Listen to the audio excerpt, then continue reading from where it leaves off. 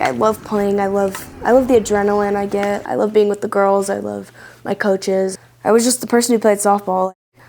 I hate being seen as the person with cancer. She was having a hard time breathing. She's like, I can't take a full breath and I have a headache. I said, well, that seems odd. And I said, okay, I'll be right there. I was at the gas station and I got the call from the surgeon. He was like, but this is the situation. It is cancer. Hearing any kid has cancer, let alone a kid that you went and saw in the hospital when they were born, is a little terrifying. She's young, she can bounce back. They'll remove her cancer and it'll be gone, but again, that's me being optimistic about it.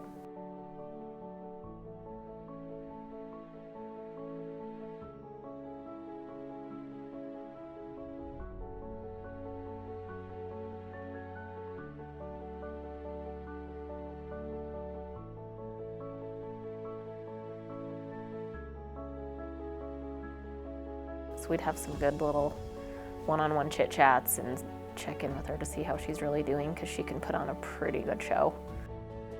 I didn't want to give up softball. I didn't want to give up the things I already do.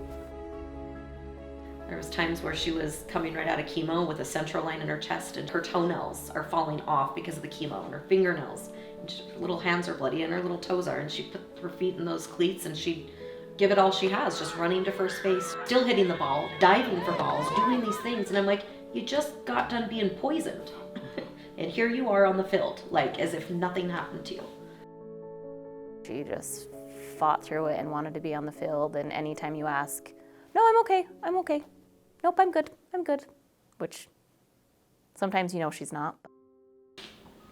And I watched her be sick, lose her hair. And it came back 2 months later.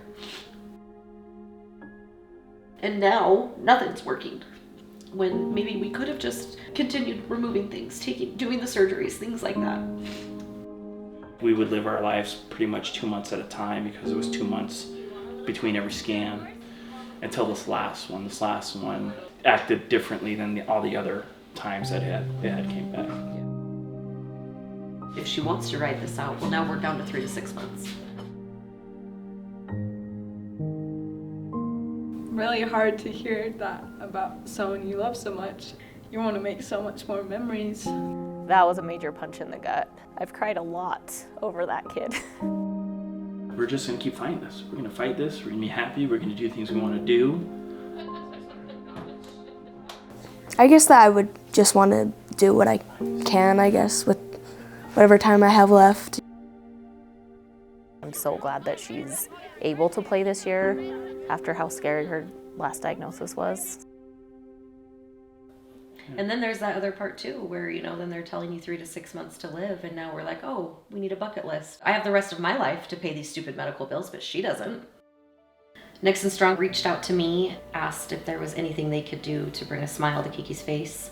And I joked, yeah, she wants to go to Taylor Swift, but that's impossible. They came in with a basket and sat her down, and she opened it up, and there was tickets, you know, VIP package to Taylor Swift, and she screamed her head off, and she was crying.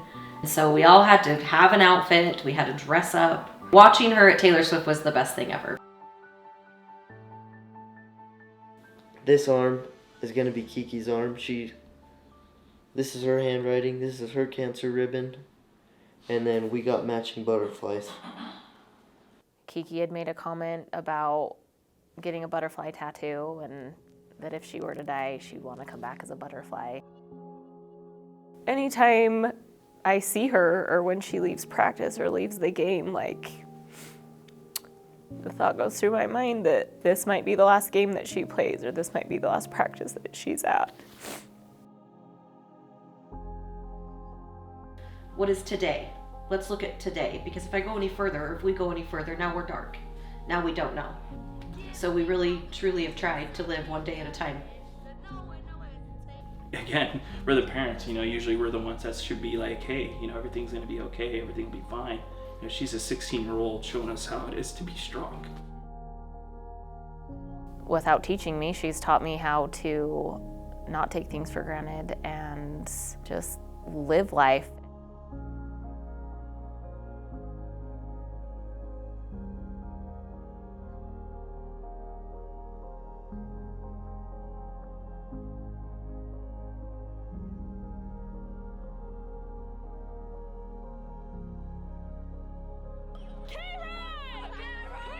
2, 3, Mustangs!